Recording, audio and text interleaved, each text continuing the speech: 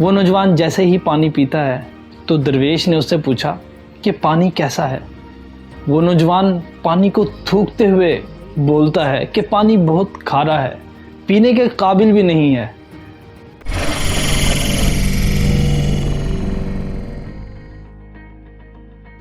ایک نوجوان اپنی زندگی کے معاملات سے بہت پریشان تھا۔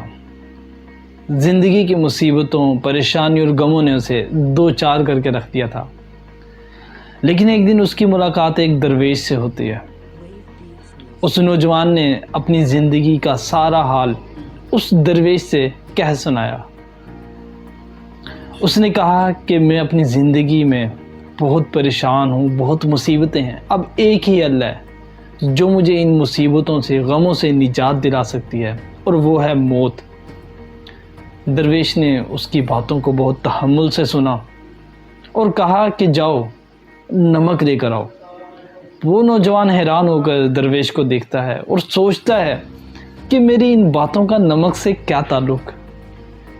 بہرحال وہ نوجوان نمک لے کر آتا ہے اور درویش کہتا ہے کہ اس مٹھی بھر نمک کو پانی کے گلاس میں ڈال دو۔ نوجوان نے ایسا ہی کیا، مٹھی بھر نمک کو لیا اور گلاس میں ڈال دیا۔ اب درویش نے اس نوجوان کو کہا کہ یہ پانی پی لو۔ وہ نوجوان جیسے ہی پانی پیتا ہے تو درویش نے اس سے پوچھا کہ پانی کیسا ہے؟ وہ نوجوان پانی کو تھوکتے ہوئے بولتا ہے کہ پانی بہت کھارا ہے، پینے کے قابل بھی نہیں ہے۔ تو درویش نے اس کی بات سنی اور اس کے بعد وہ اسے جھیل کے پاس لے گیا۔ پھر وہ درویش اس نوجوان کو کہتا ہے کہ مٹھی بھر نمک لو اور اس جھیل میں ڈال دو۔ اب وہ نوجوان دوبارہ ویسے ہی کرتا ہے، مٹھی بھر نمک لیتا ہے اور جھیل میں ڈال دیتا ہے۔ پھر درویش نے کہا کہ اب اس پانی کو پیو۔ اس نوجوان نے پانی پیا تو درویش نے پوچھا اب یہ بتاؤ کہ یہ پانی کیسا ہے؟ تو اس نوجوان نے کہا پانی بہت میٹھا ہے، شفاف اور صاف ہے۔